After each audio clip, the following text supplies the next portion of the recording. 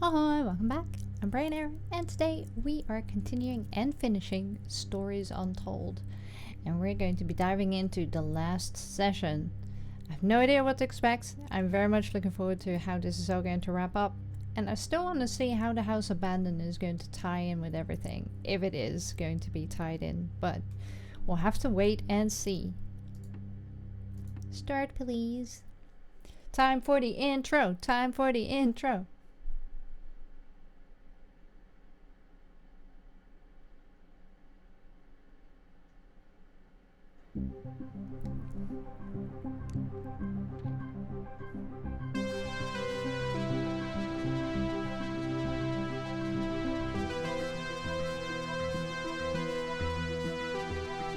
I think that's enough of that for now.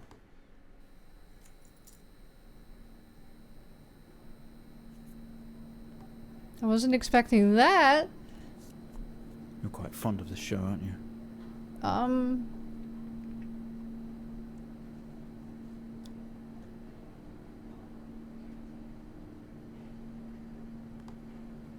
Hello? Okay, come on. Let's get you down to the observation room. Oh, so this is me still. Whoa. I'm in a wheelchair.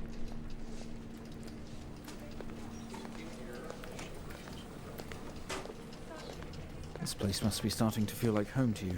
Oh, yeah. Hospitals are very homely. Don't worry. Try and get you out of here eventually. Under Just in stress.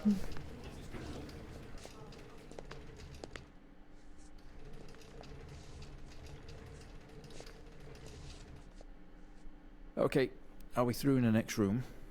Just relax and we'll get started in a moment. Okay.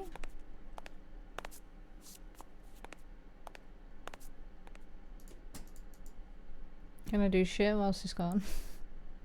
They're Right, Mr. Asian, now are you ready? Just hit record on the tape deck in front of you when you're ready. I mean... Where's the record there? This is subject 12-19-86-23, new session entry. We have myself, Dr. Alexander leading, and in a room we have our patient, Mr. James Asian. As we know, James has recently recovered from a 2-week coma following his accident. Right. In our last 3 sessions, James's attempts to recollect events of the accident seen him merging his memory with his imagination. These episodes have always ended in panic, and we've had to terminate the session abruptly. Right. Let's try and do this one better, James. So when you're ready, let's bring this back. I know how difficult this must be, but you can do this. James, it's time to remember. I love this voice actor. Your mind. It's like a conscious black box. Hey, you're going to Sure flash you me can into a remember. seizure again? Look into it. I don't want to. Fine. Oh, no flashes. Good. Oh.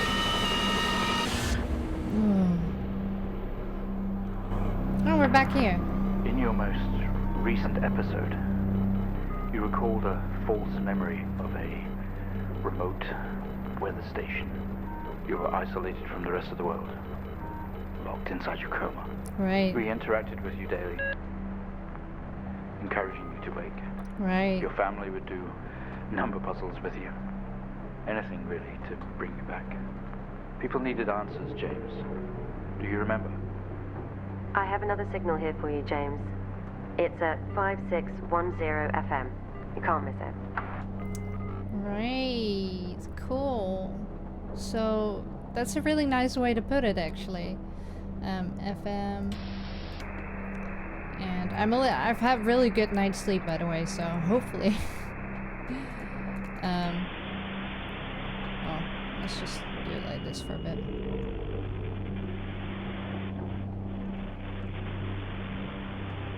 Hopefully I'll be a little bit more functioning.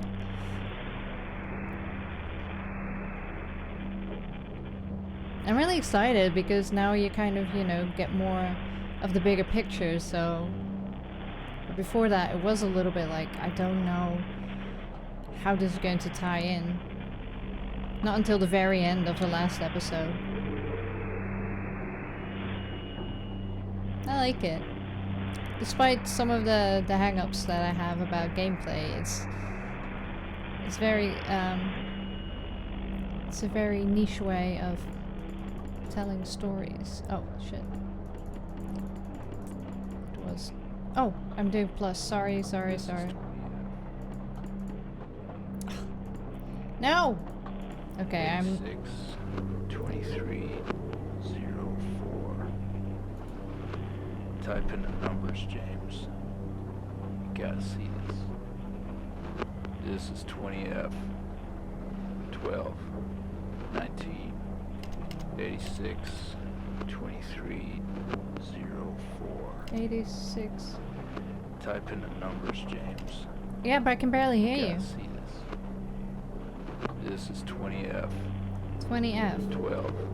12. 19. 19. 86. 86. 23. 23. 04. 04. Type in the numbers, There you go. James. You gotta see. Yeah. Code word reference report. Okay. So we're gonna do more of this, which is... Oh, it's actually... No, I thought it left me on the page where I was before. Excuse me? Oh. Walsall Police Department road traffic accident. Okay, do I have to look at this? Can I? Yes. Don't mind if I yes. Ooh. Ugh. At least now... See, the controls are more visible now. Do you think that is on purpose? Because it didn't have the red lines and the controls weren't white. Do you think that was on purpose? That it was all vague? Because if so, then I take everything back. It was frustrating, but if everything was like really... Because if you're in a coma, of course you're not gonna have everything 100% in your head, even if your brain is making up stuff. So now you're in a better place, you can see the controls better? Is that what it is? Because if so, that's very clever, and I actually really enjoy that, and I take everything back. Fatal accident. James Asian. Injured. So what do I need to do with this? Pleasant Hill Forest Road. 86. Total of vehicles 2. A traffic accident. That's what happened to us? A traffic accident? And then our brain just made it into being merged with machines. Huh.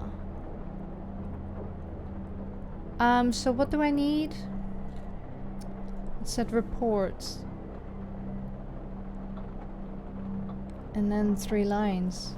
So where are the lines? Maybe it's in the next one? Oh, that's just empty though. And then there's nothing.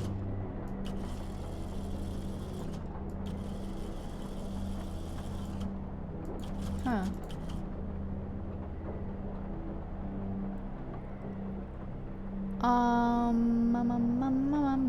I don't know what you want me to use. There's the license number, which could be a thing.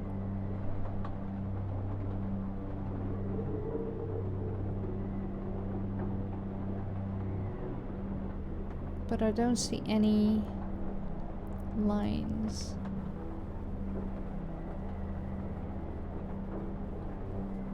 Arrived on scene to discover 2 cars that have been involved in a near head-on collision. Mr. Asian found lying down outside vehicle with head injuries. An ambulance was immediately called. His passenger was trapped in the vehicle. Oh crap! In critical condition from wounds sustained in the collision. The driver of the blue sedan, Mr. Hennings, was found dead on arrival. It was noticed that there was a strong smell of whiskey from the driver and an empty whiskey bottle on the passenger seat. Mr. Asian was questioned on scene. He described an oncoming blue sedan being clearly out of control. which he swerved to avoid. Mr. Asian's passenger was his sister. The driver of the blue sedan is an ex-police officer of 20 years. So out of control and empty whiskey is circled, which could be a clue, but then... Oh, there you go. 20F, fatal accident. Okay, so I'm going to do the things that are circled, I guess. 20F. Oh, 20F! That's why we had to find that distress signal. 20F. 20F, fatal accident. Okay. Let's do that first, I guess.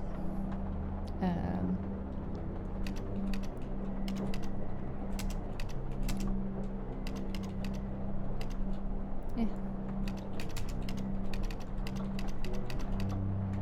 Right. And then it was empty whiskey. Empty whiskey and out of control. Okay.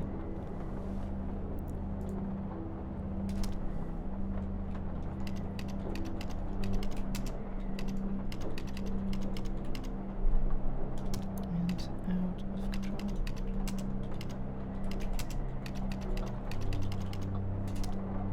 Right? Good.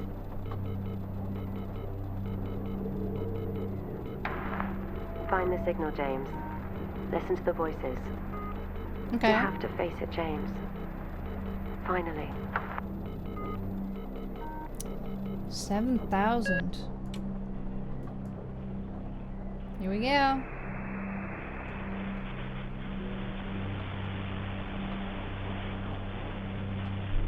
It makes everything more enjoyable knowing that you're trying to recall memories from your accident and that you're in a coma and stuff like that.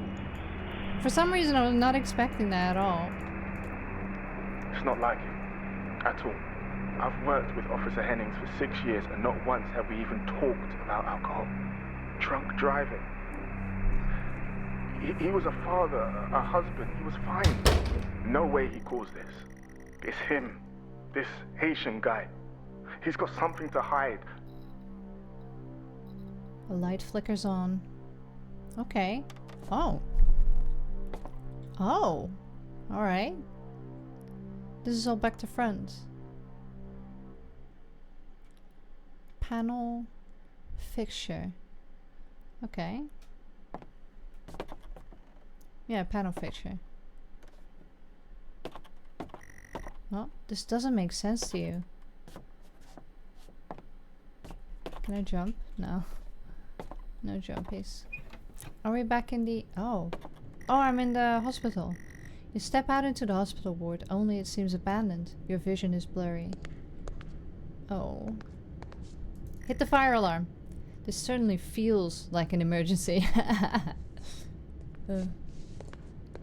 Hello? All of your episodes were recorded to tape. This is the fourth episodes. I mean, fourth episode, 4 episodes. Good job, Denny. Sometimes they make you watch your past sessions to see what really happened.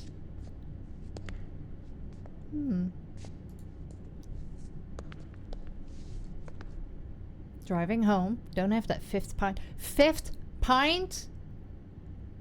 5th? Geez, you shouldn't have more than 1 pint if you're driving. 5th? They're all locked. 5th pint, are you crazy? You tense up, someone is here. Hello?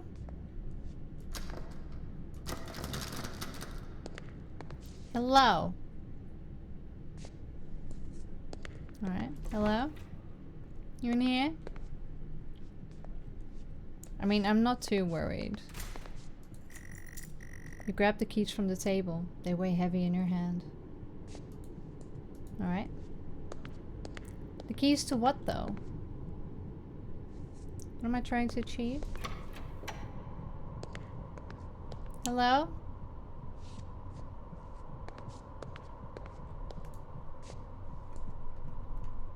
I can't hide or anything, so I doubt that I'm in danger. There's a very annoying fly flying in my face. It feels totally unfamiliar, yet somehow you feel you've been here before. Coma ward! That's probably where we need to go, right? Day room. You spent most waking moments in here. Oh. Why is that buzzing? Oh, I can't get to it. It's buzzing now. Ugh. Oh.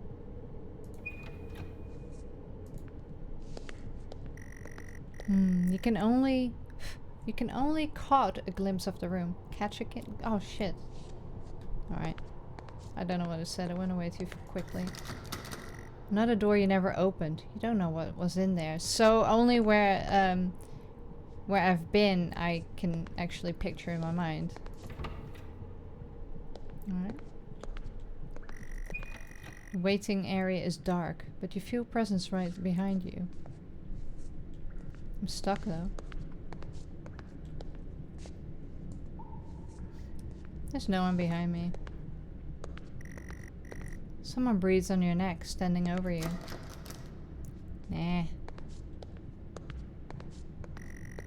You feel dread in the pit of your stomach. Nah. Let's go! Okay, we have a 22-year-old male just brought in from a vehicle collision. He was awake and mobile at the scene, but collapsed on arrival to the emergency ward.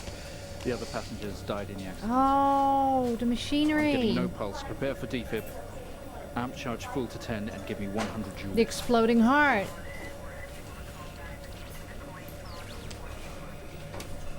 Come on, 100 joules. Charging up full to 10.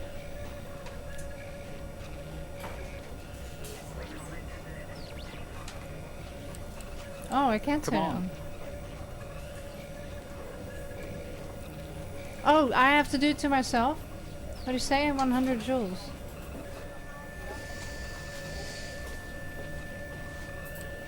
Maybe I don't need these. Come on, 100 joules. Charging up full to 10. There you go. Clear. No reaction from first stage. Let's try higher. Okay. 200 joules. Keep the amp charged at 10.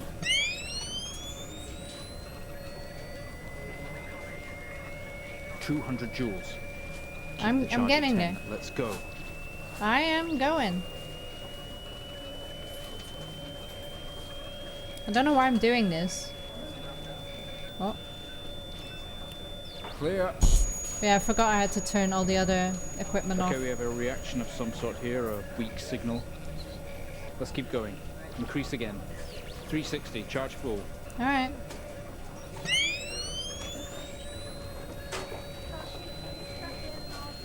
I can go quicker. 360, hurry. I know, I'm going.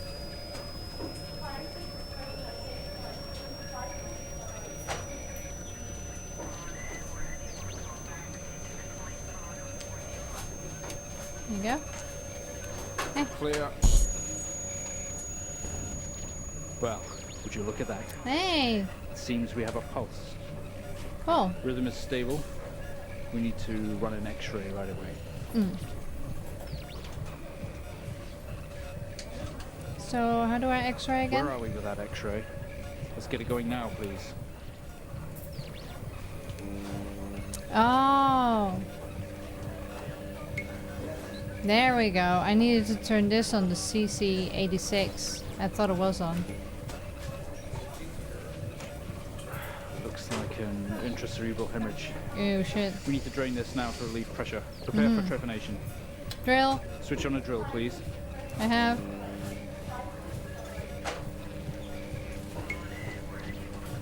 Now what? The drill, please. I know, the drill is on.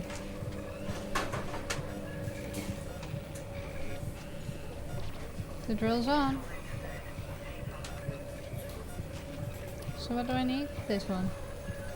Ah. Mr. Asian, you've made excellent progress. You're doing great. We need you to stay calm and try to relax before we go through these next steps. We're going to attempt to alleviate some of this discomfort.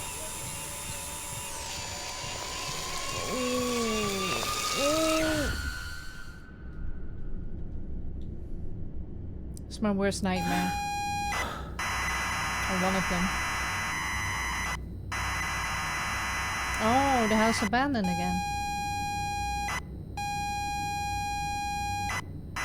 Thank you, I had missed that horrific noise. Okay, shut up. Shut up! Not only is tonight New Year's Eve, but tomorrow you will leave on a 6-month trip abroad with friends. Mom, Dad, and your sister Jennifer have decided to throw a party to celebrate it all. The house is full.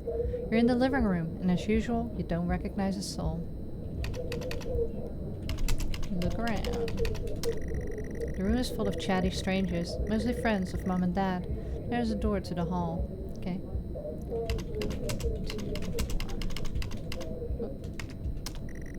I'm sorry, I don't understand. Ugh. Go to hall. You push through the crowd and into the hallway. The hallway is as welcoming as ever, only this time the folk have put a great big banner up across the main wall. Half-finished drinks are abandoned on almost every horizontal surface.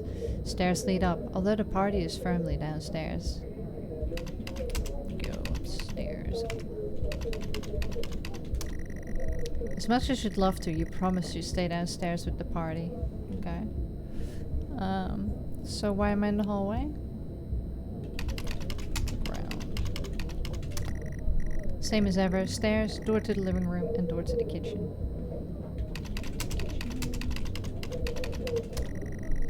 They say all the best parties are in the kitchen.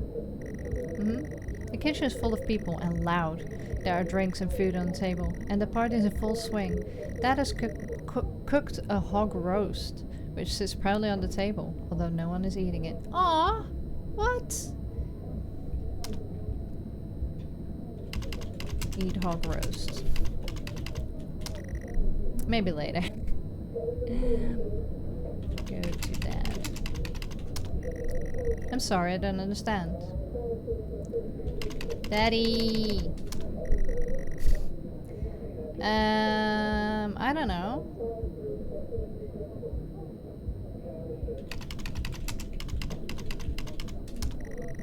There's a utility room and writing on the wall. Also, Jen is here signaling you. Go to Jen. You push through, apologizing over and over to get to Jennifer. You hug. You're going to miss each other. You thank her for the party. She asks if you are enjoying the party. Not really. You tell her you're not having fun. She frowns. She tells you to enjoy it anyway, and to loosen up. She asks you to get her a drink. Get drink. You pour Jen a drink, and one for yourself too. There's never an awkward silence with Jennifer. She always has a question. She asks if you have everything sorted for the big trip. Mostly. She repeats herself, asking if you are ready for your trip. No. You tell her no, that as usual everything is last minute. Another hug. Your family have really gone out their way to make this trip happen for you. It might be that you need to get some perspective and maybe not fuck up so much. She's going to miss you. You're going to miss her. She walks away. Press enter to continue. Jen has disappeared into the crowd. You're left standing, nodding and smiling at the approving faces. There's so much to do for this move. Can't mess it up. But first, a drink. Oh god, we are the drunk driver.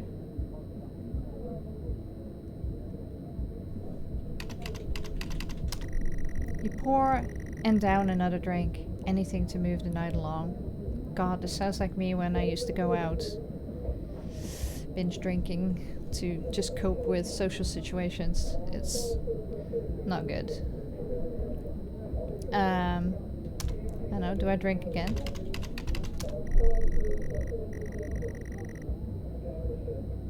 Okay, look around. The room's full. There's a utility room and writing on the wall. Writing on the wall. I'm sorry. Wall. Read writing. Oh, piss off. Um,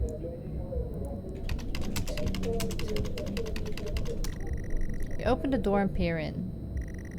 You're never allowed in here normally. This is where Dad keeps his fine wines and whiskies. Ceiling to floor racks. A collector. Although he does actually drink them too. There's a bottle with a ribbon around it and a card. You pick up the whiskey and the card. It's your dad's handwriting. Son, we're so proud of you and everything you've achieved. You've earned this. It's a bottle of 20-year-old double malt. You shouldn't really, but you have to try it. Oh, God. This is why alcohol. The world is such a problem with alcohol. And it never... I don't give alcohol as a gift. I think it's like the worst thing you can give someone. Press enter to continue. With your whiskey in hand, you take in the room around about you. The room around about you. There must be hundreds, no, thousands of pounds worth of drink in here. You really must thank your dad for the whiskey. Go to Dad. Thank Dad. Go to kitchen. Oh.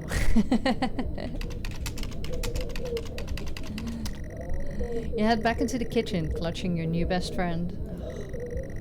You stumble out of the utility room and back into the kitchen. That is one strong whiskey. You take another swig and give the thumbs up to Dad across the room. He nods and winks. Oh. Go to Dad. Thank Dad. He tells you he's proud of you and to go easy tonight. Early flight tomorrow. Don't give a 22-year-old a bottle of whiskey then, who obviously is prone to binge drinking. Drink. You pour and down another drink. Oh, so I can like keep going, huh? Go to living room.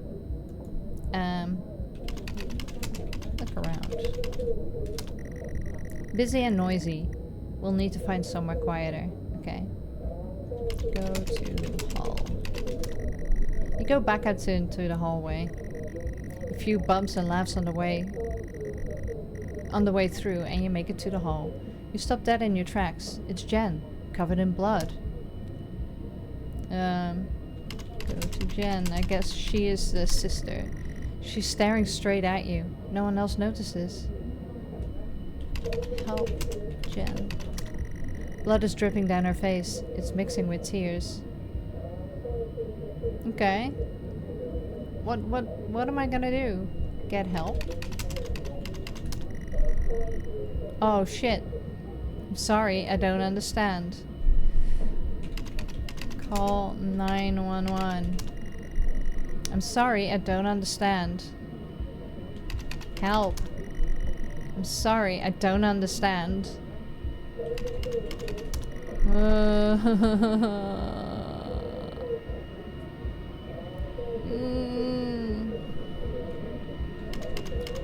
Help me. I'm sorry, I don't understand. We tried our best, Mrs. Asian, but her injuries were too severe. No, I don't understand. I was just talking to her. I'm afraid Jennifer passed away before we could get to her in surgery. We did the best we could. I am so sorry. Where is she? Let me see her. Please, Mrs. Asian, take a seat. I don't want to take a seat. Let me talk to her. Now. I'll arrange for you to see her. In the meantime, James is in recovery. He's stable for now. I don't want to see him.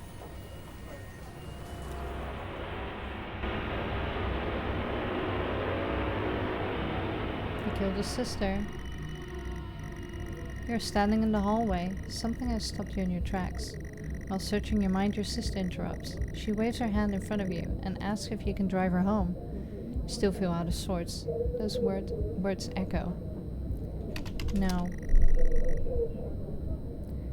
I'm drunk. Piss off.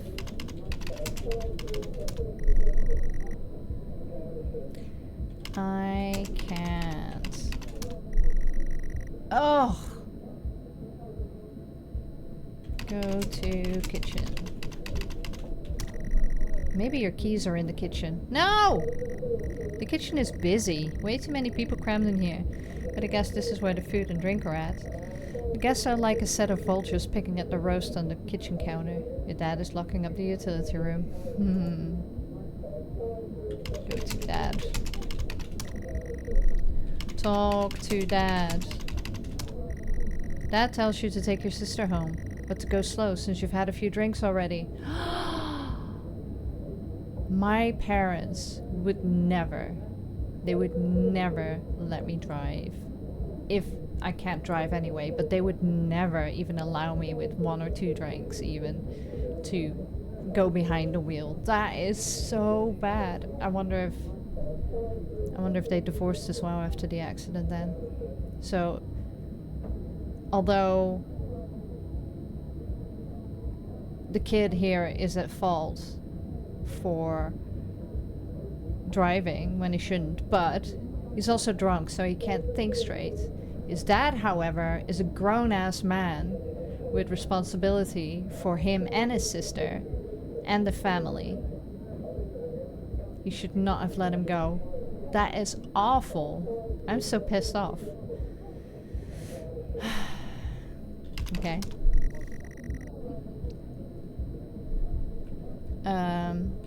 Take keys.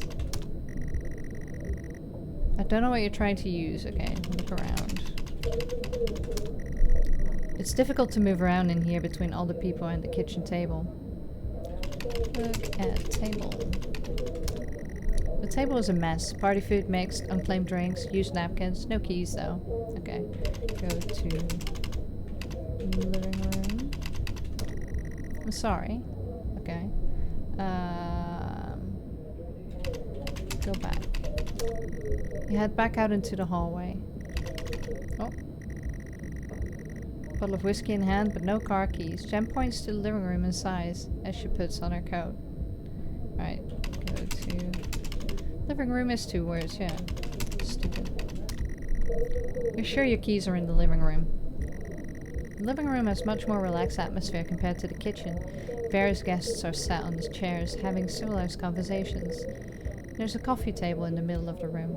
Your mom is pouring a drink at the drinks cabinet.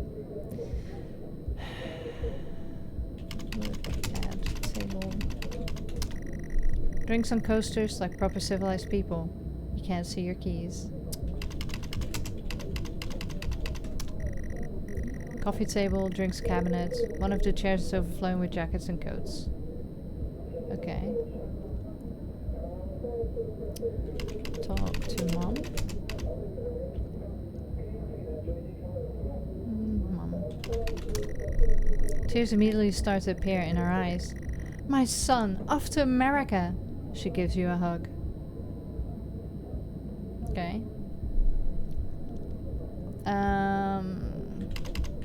Hug.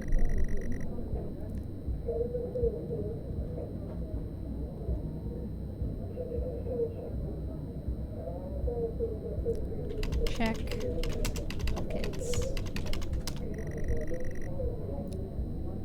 I don't know what to do. Oh, look at jackets. You search through all the jackets and coats until you find yours. Aha! Car keys in the pocket. You grab both. Oh, go to hallway. Keys in hand, you head back into the hall. Jen thanks you for helping her out. She has work in the morning, and no one else is in any fit state to drive. You can handle it though. You know the road like the back of your hand, don't you? Go outside. You open the front door and walk into the freezing night. The cold air hits you. You are glad you have your jacket with you. There is a dusting of snow around you as you step from the porch. The yard extends around the back of the house, and the car sits at the front of the house. Hence, a house abandoned.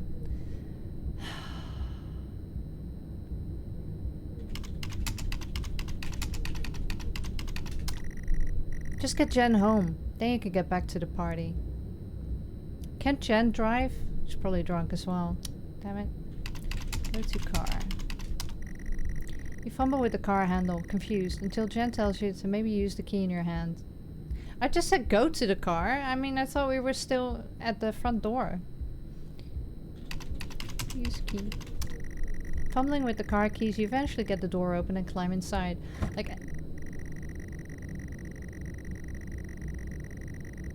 Like at this point, you need to just say no, right? She tells you that the car is freezing. As you fumble around with your seatbelt, your sister opens up the car glove box and hands you a note and a key that was inside. She tells you that is for you when you return. Read note. The note is from your dad and reads, "Hi son, I hope you enjoy your break. You'll need to fire up the generator around the back to get power and lights on. Also, found something in the attic for you. It's in your room. Enjoy." The car's freezing. Both you and Jen have your seatbelts on and are ready to go. It's time to go! Okay, start engine. I guess. You try to turn the ignition with sheer willpower, despite holding keys in your hand. What?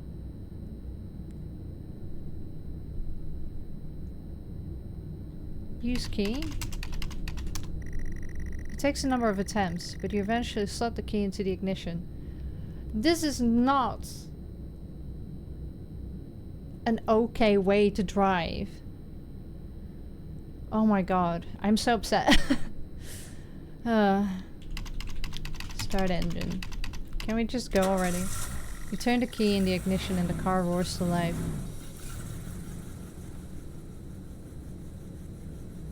Okay. Drive. The car squeals but stays stationary. Jen suggests releasing the brake. Release the brake.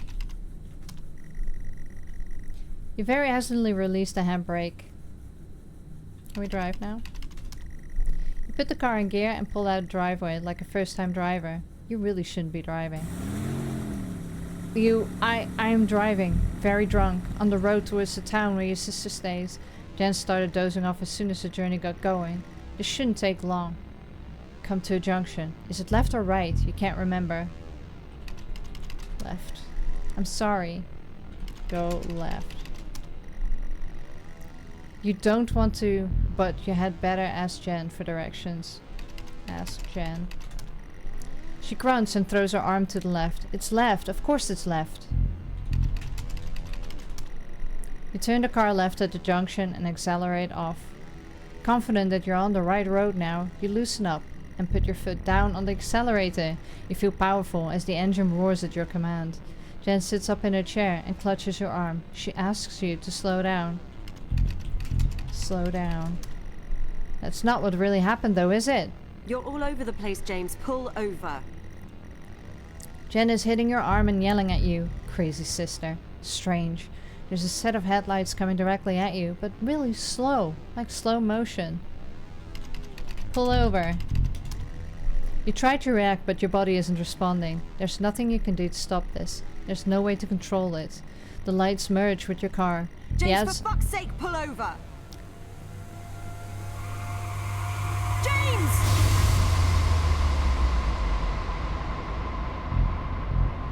It was at this very moment, wasn't it, James? The moment you lost it all. Your sister, your parents, yourself. And then you made it worse.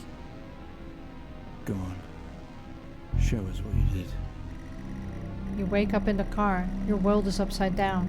Your seatbelt struggles against gravity, trying to hold you in your seat. An impact into another car has torn a hole in your chassis. Poisonous fumes spill into your car from the engines. You're in grave danger. You have to get out of here. Help, Jen. You can't do anything for her right now. You need to help yourself. Get out. You can't move. Your seatbelt is still in place. Take off seatbelt. Yeah. You release yourself from the seat. Gravity takes over and you slump into the roof of the car. Get out.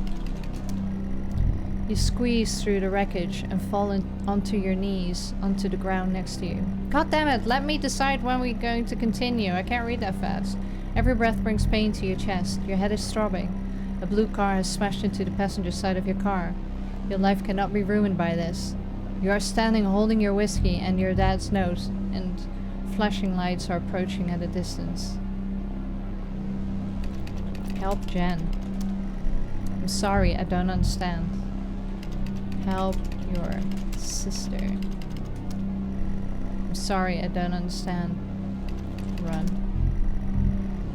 Oh. Check car.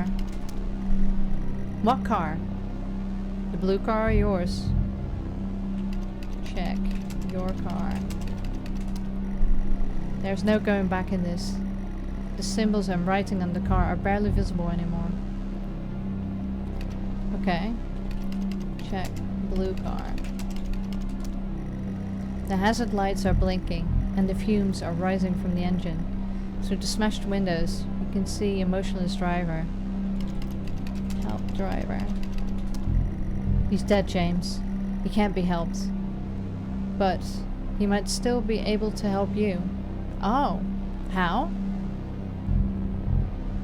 Do I have to click this? No, you're just staring at me. Check Jen.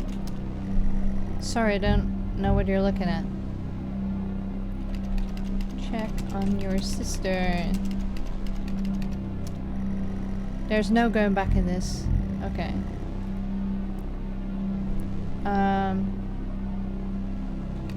Drink whiskey. Come on, James. If you drink this now, you're going to get what's coming to you. I don't know what to do. Oh, put the whiskey in the other car. In blue car.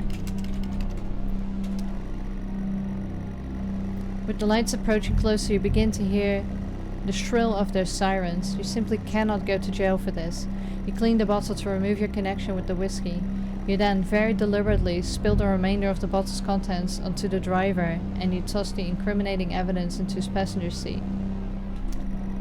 A circle of flashing lights surround you, illuminating the crash site in the darkness.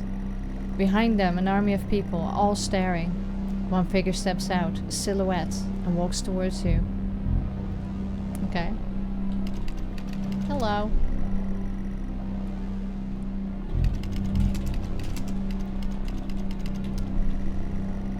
Right, look at figure, that's what I needed to do. The silhouette is a police officer and in uniform. Oh, he beckons you to approach. Approach. Officer. As you approach the man, the pulsating lights around you get dimmer and dimmer, while the pain in your head increases. I know you. I know you're tearing yourself apart over it, but no matter what you keep telling yourself, you have to listen to me. That accident. That poor man. Me. You have to remember. It was all your fault. Well, that also. I know what you did. How you left me there to protect yourself. Right. Planting evidence on some poor man. You went headfirst into that officer and you wrecked all of our lives. And then you couldn't even take responsibility. You did the right thing for you and no one else. Yep. Save yourself. Only it was wrong, wasn't it? Look at you now. Utterly consumed by it. Say it, James. It was my fault. Hence the... Oh god. Ooh. Say it. Tell them. Oh, I don't like this. Oh, it's making me feel really, really queasy. Listen to yourself. Sometimes... Oh. Wait, what? Oh, listen to myself? It has to end, James.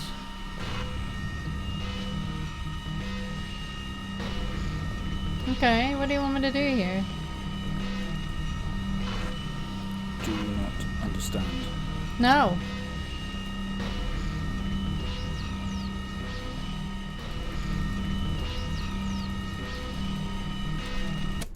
Oh, there you go.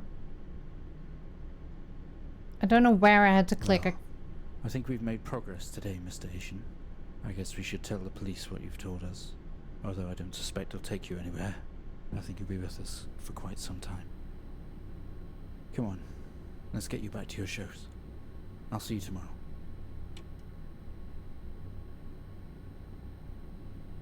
The last bit was a little bit confusing.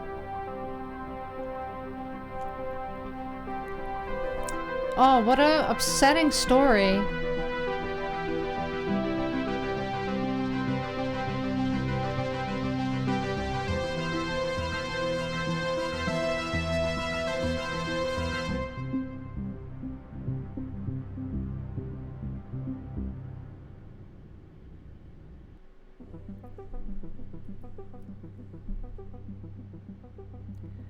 I really enjoyed that. The story, like, it was such a slow build-up, which I quite like, but it was, even for me, it was very slow, and it wasn't until the last episode, the one before this, where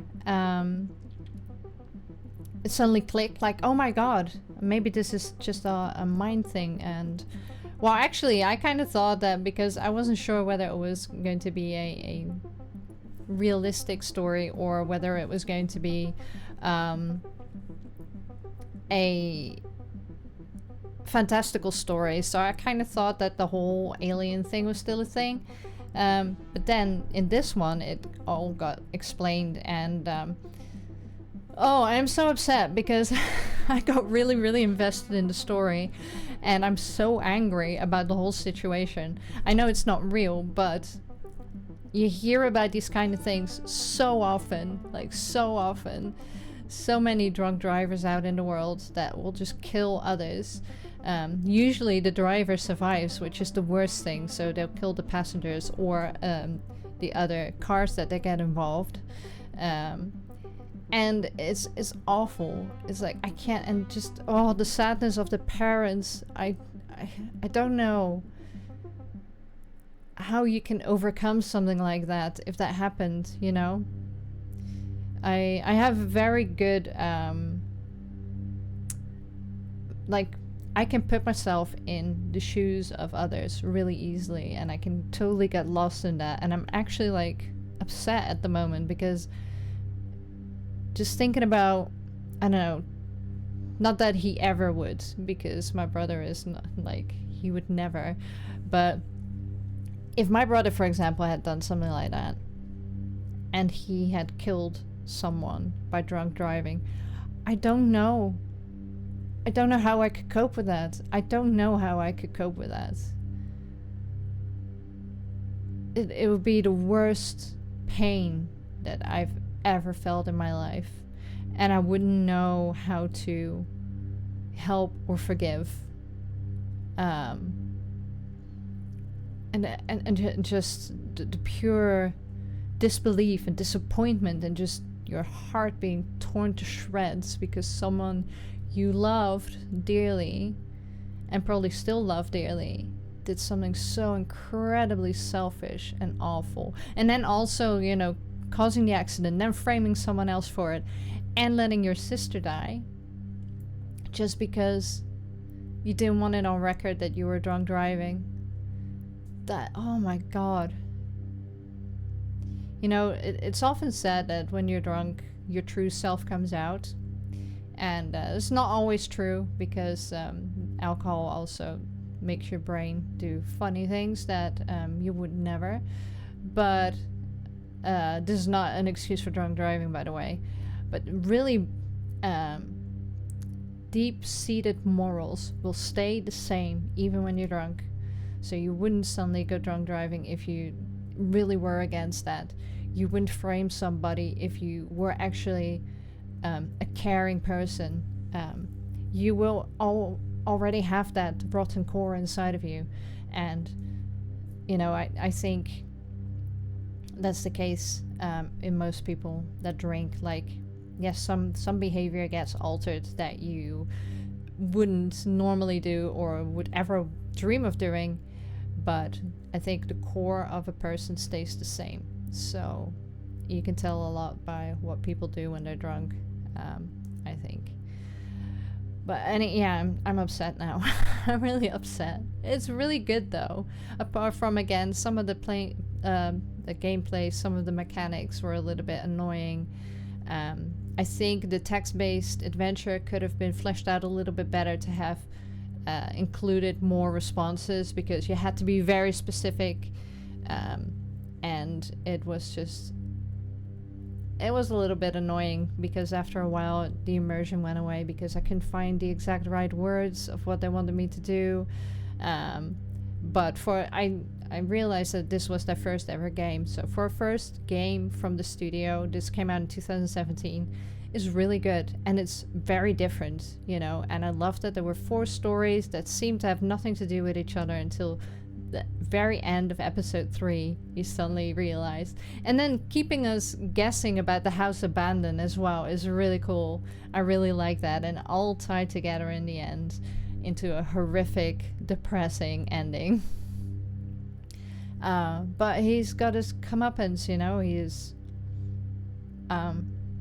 He's basically a vegetable, or at least he's not a vegetable because he admitted to his guilt. So, but he's in a hospital. I don't know whether he's in a mental hospital or whether he's in, like, actually being treated for injuries, because they said his head was like, he was in a coma and he had a head injury. He had a brain bleed, from what I understand. So yeah, he got his comeuppance, but yeah, just, oh, the parents, the dad.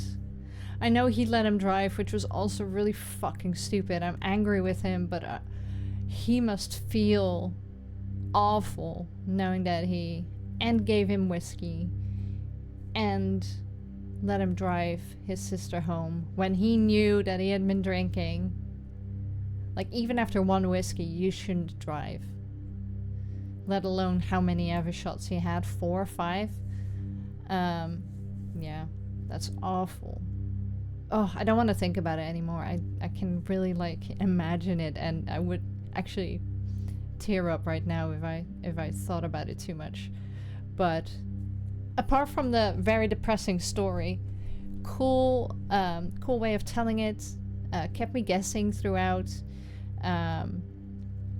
Ignoring all the negative sides of it, I really enjoyed this, and I'm a little bit more. I've heard a lot about this this dev, and I remember people being really excited when they were announced to develop Silent Hill Forte.